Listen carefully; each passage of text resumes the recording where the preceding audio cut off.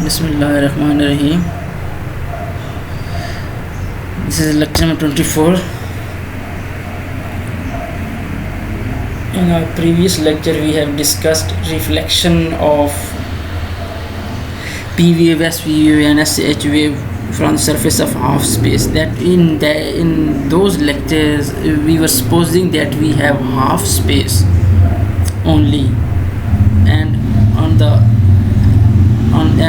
other side of the boundary we have vacuum. It means that there is no refraction. The waves cannot transmit through the boundary because of vacuum on the other side. So there was single half space, and then we have used that we suppose that we have incident SH wave, P wave and SV wave. Then we have discussed their results and find the amplitude ratios, and also we have seen that which type of wave is possible for the reflection and which type of the wave is not possible during the reflection. Today we will discuss reflection and refraction of waves. Today in this lecture we will only discuss reflection and refraction of SH waves from the interface. No, when we will talk about refraction, then it means that we are supposing that we have two joint half spaces, that we do not have vacuum on the other side of boundary, as we have written here that for x2 greater than 0, which is filled by another medium, that we are taking the medium on both sides of the boundary, then that boundary will act as an interface. Interface is the boundary between two half spaces. Now you can have similar medium on both half spaces, either below the boundary or above the boundary. For below the boundary we have x2 less than 0, and for above the boundary we have x2 greater than 0. That when we say x2 positive, then it means that we are talking about above the boundary, above half space, and when we say x2 less than 0, then we are talking about we are below the boundary. No, you can have similar medium on both sides, on both half spaces, or you can have different type of material, different type of medium on both sides. Suppose that we have isotropic material below the boundary and we have some orthotropic material above the boundary. Then we will incident a wave on the boundary, which will then reflect. A part of that wave will reflect, and also a part of that wave will transmit through the boundary and move in the upper half space. But for the sake of simplicity, we suppose that we have isotropic material on both sides, that both half spaces are filled with isotropic material. I have already told you that why we are supposing that we have isotropic material in the half space, because it is easy to deal with isotropic material. And you know that why it is easy to deal with isotropic material, because we have only two constants, number of independent components, only two, for elasticity matrix of isotropic material. This is the simplest material with highest number of symmetry. So when you have less number of independent components of elasticity matrix, then it is easy to deal that continuum.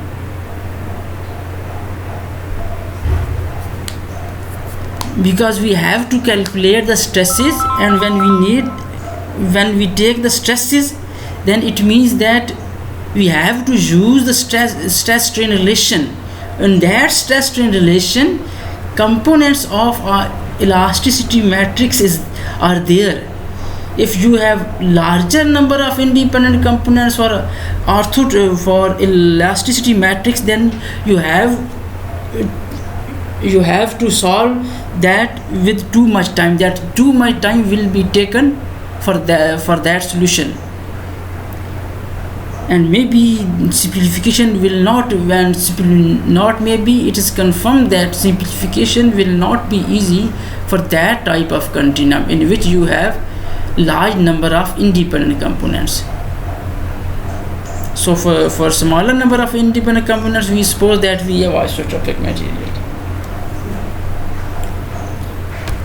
Here we will suppose that we have SH wave as incident wave, and also we are supposing that a part of this wave is reflected as an SH wave, and a part of this wave is transmitted as SH wave.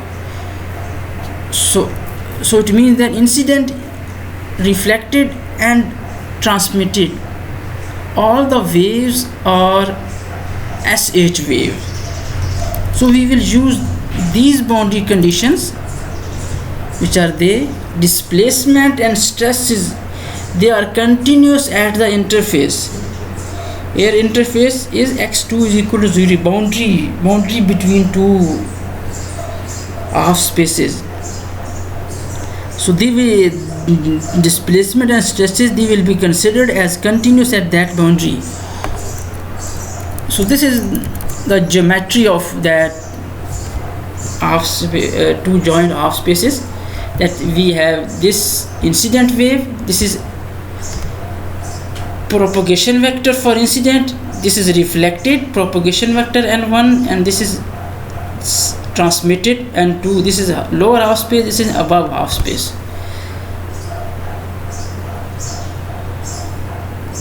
This is the angle of incidence, reflection and refraction.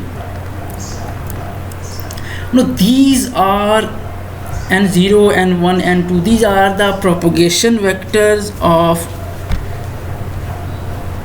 incident half space, incident wave, reflected wave, and then transmitted wave.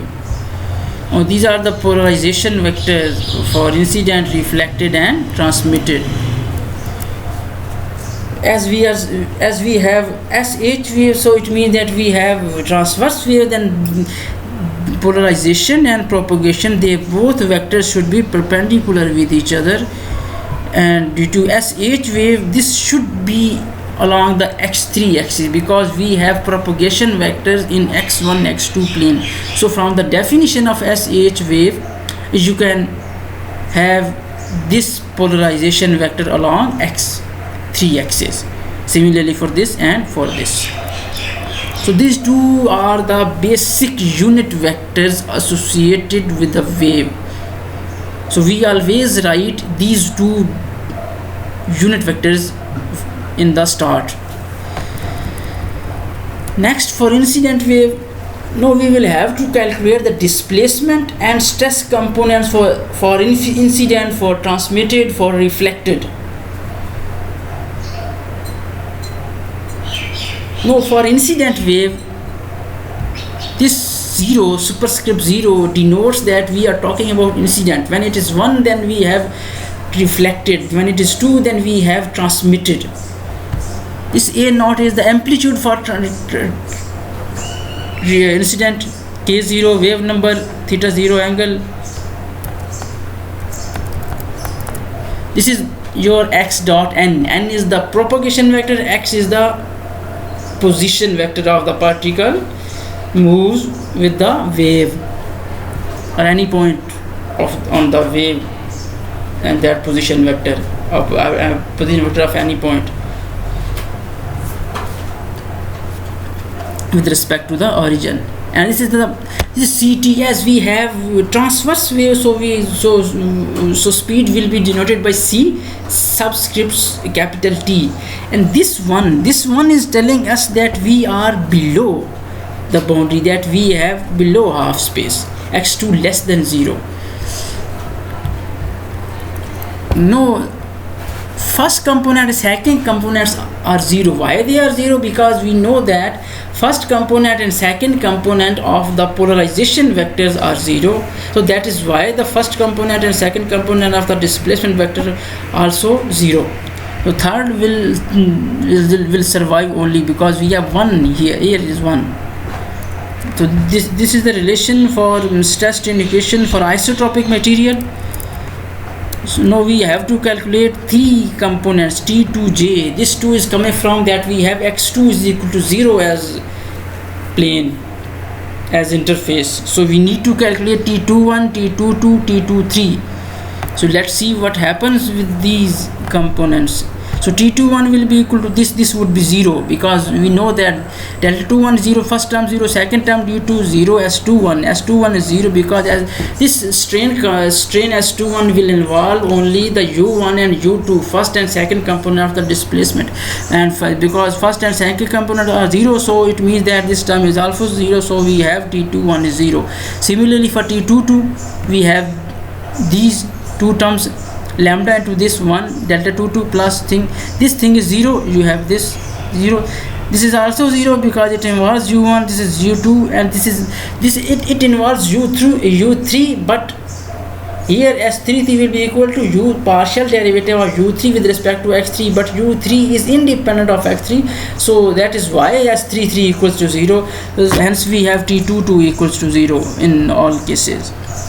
So we have one component left only, which is T23. First term is 0, second is S23. From S23 you can write mu1 partial u3 0 partial x3. This one is denoting that we are in lower position, that we are in lower half space below the boundary, x2 less than 0. This one is denoting. This is the Lamb's constant of the isotropic material which fills the lower half space. And when you will talk about the upper half space, then you can use 2 to differentiate between the constants of upper and lower half spaces, because you can have the isotropic material on both sides and different isotropic material.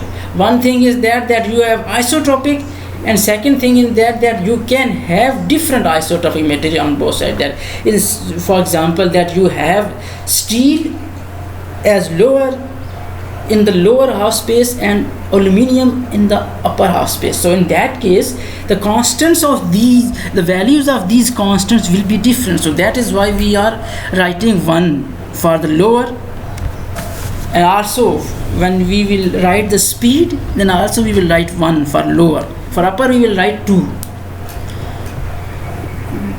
Derivative with respect to x2 we have this. For reflected, again u1, u2, 0, u3 is this. Here we have again 1 because we are in lower half space. So these will be 0 again, and this is here. No, for transmitted. For transmitted, we have first, second component 0, third is left. No, here we have 2. This 2 means that we are in upper half space. This is the speed of transverse wave in upper half space. It can be different from the speed of the wave in the lower half space. That is why we have written 2 here. And also this is 2, that this is the constant of isotropic material which fills the upper half space.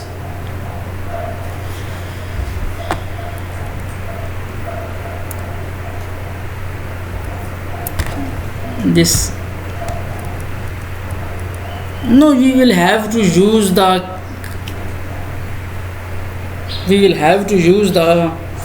boundary conditions here, that displacement and stresses, they should be continuous at the interface x2 is equal to 0. So we will have 2 types of equations. This is the continuity. This is the continuity of the displacement at the boundary. No, what does this say? It says that sum of the displacement in the lower half space will be equal to the sum of the displacement in the upper half space. at x equal to 0. These are the displacement in the lower half space, and this is because we have incident and reflected in the lower half space, so though they will be added. And for the upper half space we have only one, so this sum will be equal to this one. So this is the continuity of the displacement at x2 is equal to 0. Keep in mind that we are taking the boundary conditions at the interface x2 is equal to 0. So similarly here we have stress components. These are the stress components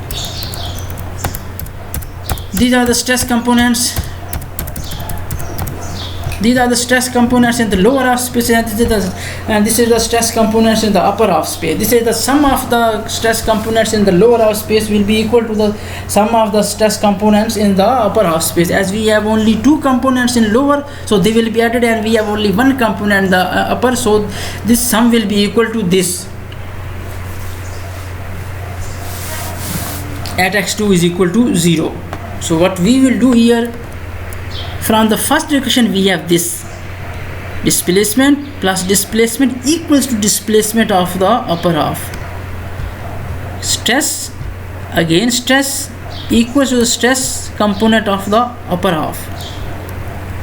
So we know that these two equations must satisfy for all values of x1 and t. So exponential must be identical to have this thing.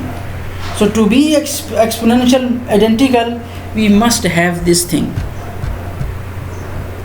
K naught sine theta 0 equals to k1 sine theta 1 will be, and k2 sine theta 2, and other will be k naught ct1 will be equal to k1 ct1 will be equal to k2 ct2.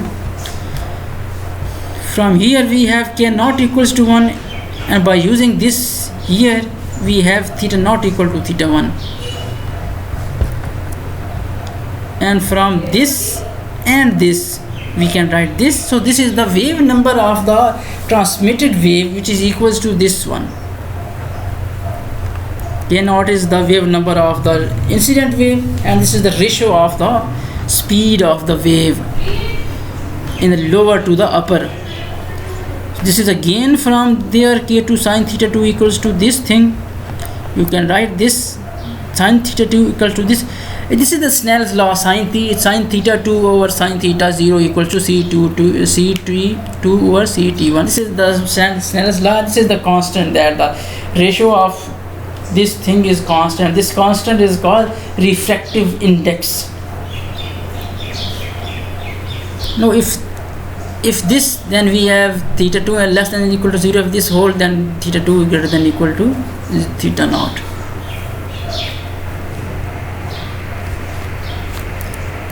By using all these things in 1 and 2, we have this thing. We have this and this.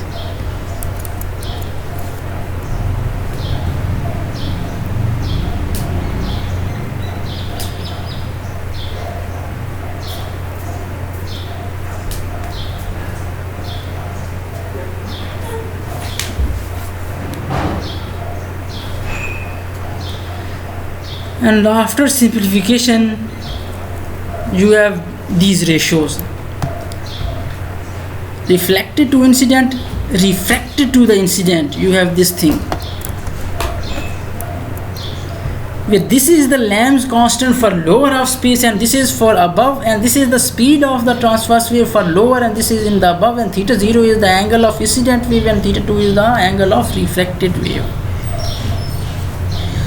And similarly you have this. No, some discussion would be given there at the end of this topic, so you need to do that discussion. There will be, I think, 3 to 4 points there in the book, so you have to do that. You have to do those points, read those points, try to understand those points from chapter number 5. And this is the book, this is the same book. I have told you that I am doing all this from the chapter number 5 of book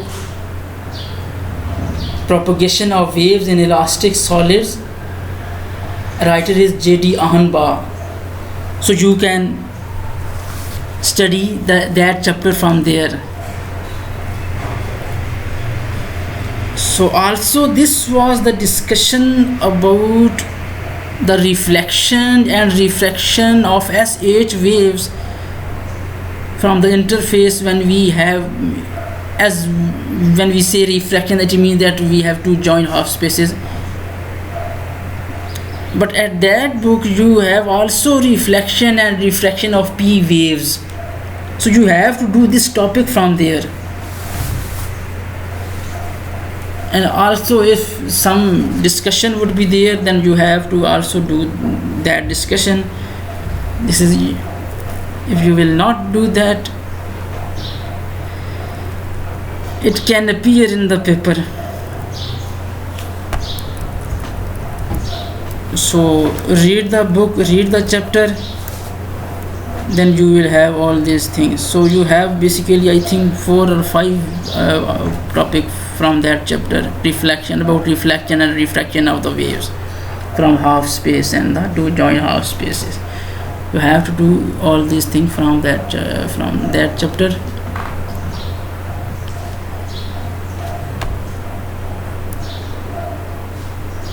And thank you so much. Allah Hafiz.